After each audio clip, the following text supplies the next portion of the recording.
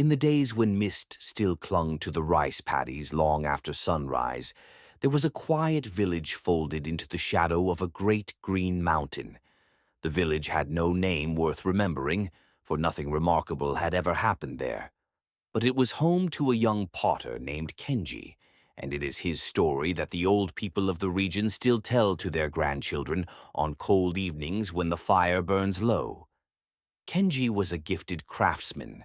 From the time he was a boy, his hands seemed to know the secret language of clay.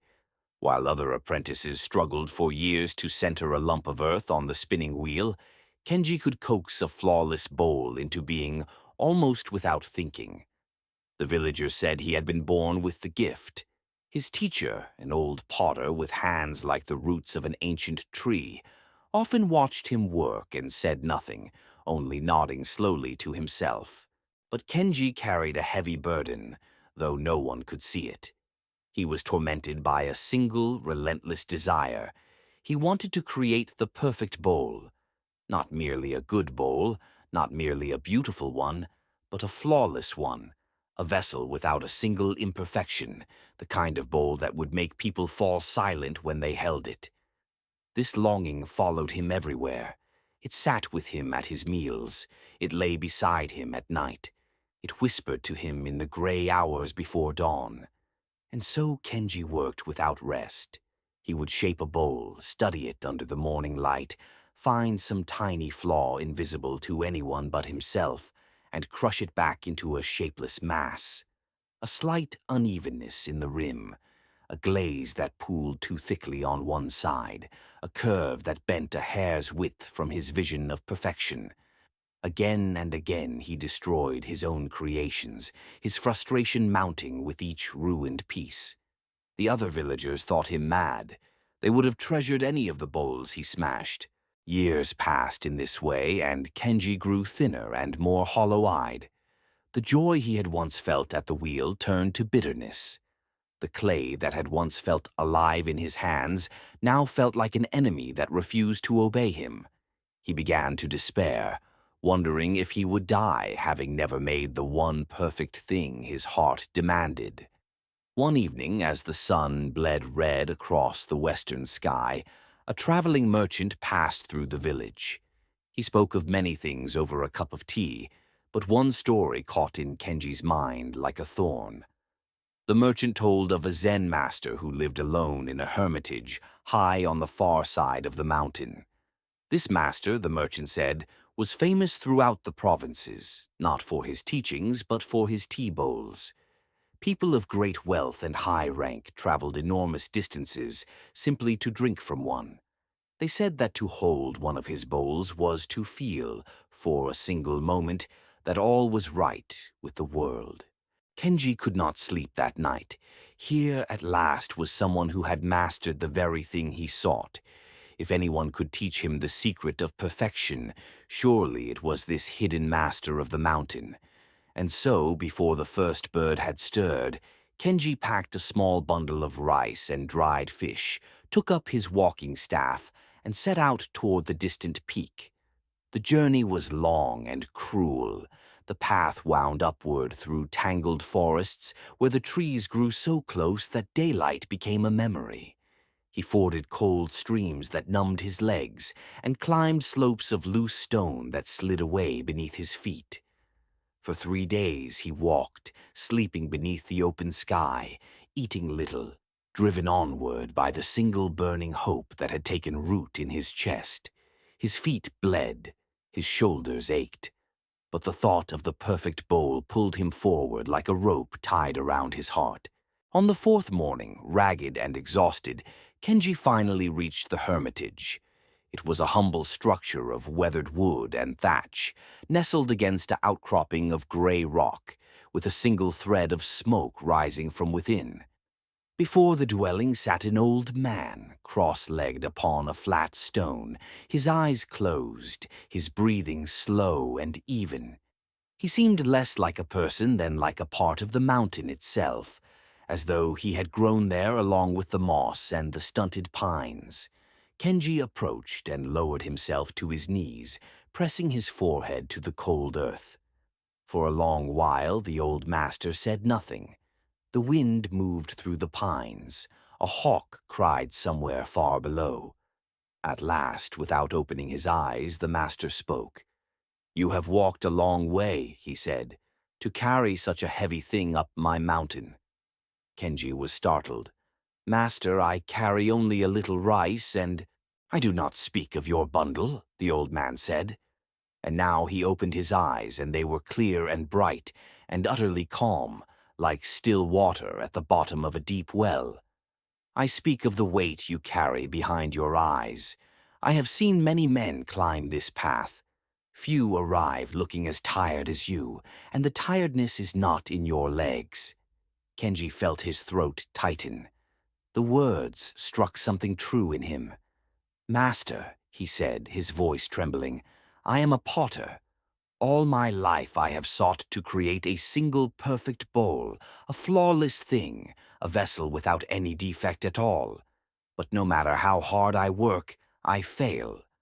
Every bowl I make is ruined by some imperfection, and I destroy it. I have heard that your bowls bring peace to all who hold them. I beg you, teach me the secret of perfection." The old master regarded him for a long moment. Then, slowly, a smile spread across his weathered face. "Ah," he said, "perfection. Yes, come. I will show you my work." A flicker of hope leapt in Kenji's chest. He rose and followed the master into the small dwelling. Inside it was simple and bare, a single room with a sleeping mat, a small hearth and a few shelves. And there, upon the shelves, sat the master's famous bowls. Kenji's breath caught, but not from wonder. From confusion. The bowls were not what he had imagined at all. They were rough and irregular. Some had rims that dipped unevenly. Some bore deep, dark cracks that had been mended with veins of gold. Their glazes were uneven, splashed with unexpected colors, marked with the wandering paths of fire and ash. To Kenji's exacting eye, every single one was deeply, hopelessly flawed. He did not know what to say. The master watched the expression on his face and chuckled softly. "They are not what you expected," the old man said. It was not a question. "Master," Kenji said carefully, not wishing to give offense, "these bowls they are full of imperfections. This one is cracked. This one leans. This one is stained where the fire touched it. Forgive me, but where is the secret of perfection in these?" The master picked up one of the bowls, a humble vessel split by a great crack that had been filled with a river of shimmering gold. He held it gently, the way one might hold a small sleeping animal. "This bowl," he said, "broke many years ago. It slipped from my hands and shattered upon the stones outside. I might have thrown the pieces away. Instead, I gathered them and I joined them again with lacquer and gold. Now tell me, young potter, is the crack a flaw to be hidden, or is it the most beautiful part of the bowl?" Kenji looked at the golden seam, winding like a vein of light through the dark clay. And though he could not yet say why, he found that he could not look away from it.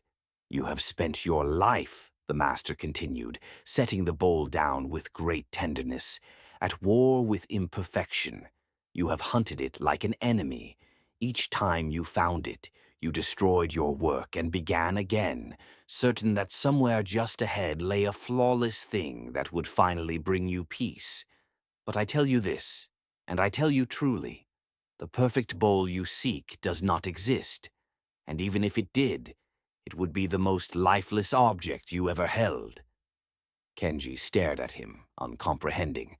"But master, surely a thing without flaw is more beautiful than a thing that is broken."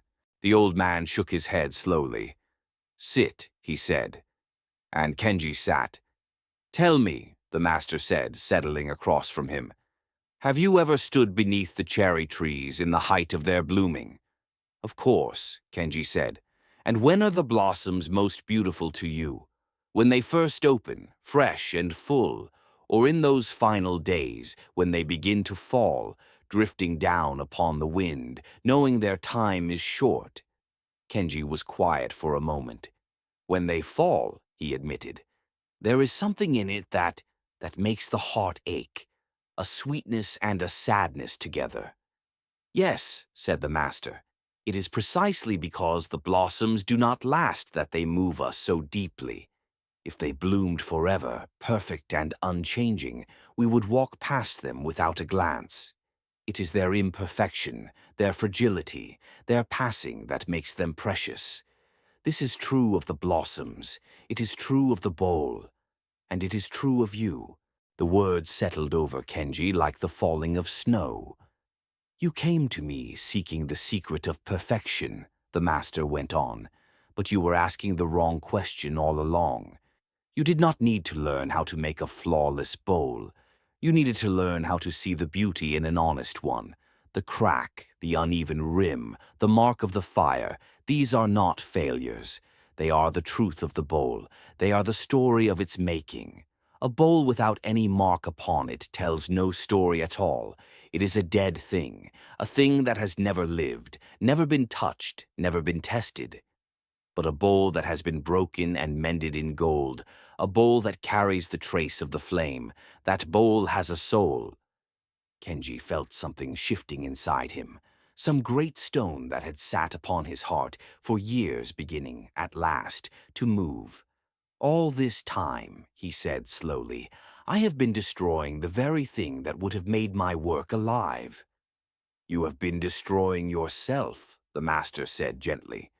For do you not see? You have done to your own heart exactly what you have done to your bowls. You search yourself for flaws. You find them, as all of us must, for no person is without them. And then you crush yourself in despair and begin again, demanding to be something you can never be. You will never find peace this way, young potter. Not at the wheel and not in life. Peace does not come to those who demand perfection. It comes to those who can embrace what is true. Tears welled in Kenji's eyes, for he knew the master had seen straight through to the deepest part of him, to the secret cruelty he had aimed at his own soul for so many years. Then how, master, he whispered, how do I learn to embrace what is flawed? The master rose and crossed to the hearth, where a kettle of water had begun to steam.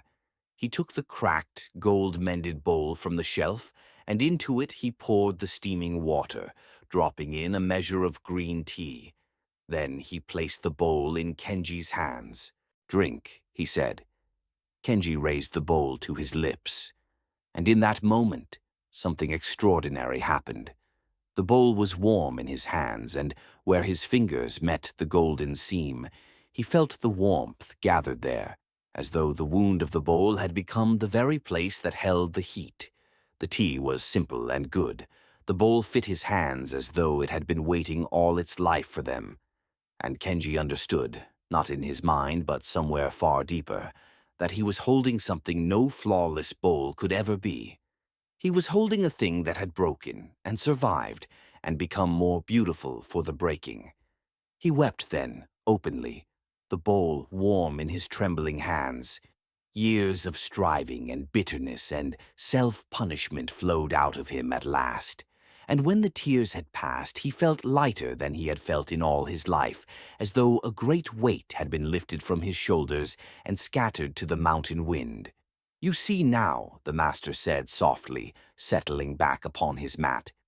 The goal was never to become perfect. The goal was to become whole.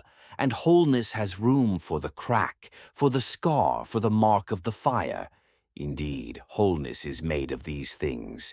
A man who accepts his own flaws stops fighting himself, and when he stops fighting himself, his hands grow steady, his heart grows quiet, and his work at last begins to live. Kenji stayed upon the mountain for many days, learning from the old master. But the greatest lesson had already been given, and he carried it down with him when he finally returned home. The villagers noticed the change in him at once. The hollow look had left his eyes. He no longer worked through the night in feverish desperation. He sat at his wheel in the calm of morning, and he shaped his bowls with patience and with love. And when a bowl came from the kiln bearing a crack, or an uneven rim, or the dark kiss of the flame, he no longer crushed it in despair. He held it up to the light and studied it, and where it was broken he mended it with gold, so that the wound became the most beautiful part of all. In time, Kenji's bowls became known far beyond the village. People traveled great distances to hold them, and they said that to drink from one was to feel, for a single moment, that it was all right to be imperfect, that it was all right to have been broken, that the cracks in a life were not its shame but its truest beauty. And on quiet evenings, when an apprentice would ask him the secret of his craft, Kenji would smile and pour the young one a cup of tea in a gold-mended bowl. "Do not seek to be flawless," he would say. "The flawless thing has never lived. Seek instead to be whole.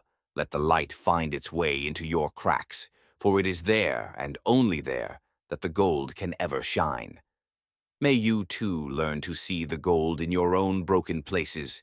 May you stop waging war upon your imperfections and discover that they were never your enemy, but the very thing that makes you real. The cracked bowl holds the tea just as well as the flawless one, and it holds something more besides. It holds a story. It holds a life. It holds the truth that to be broken and mended is not to be ruined, but to be made more beautiful than you ever were before. If this story touched something in you, carry it with you, and the next time you find a crack in yourself, do not reach for the hammer, reach for the gold.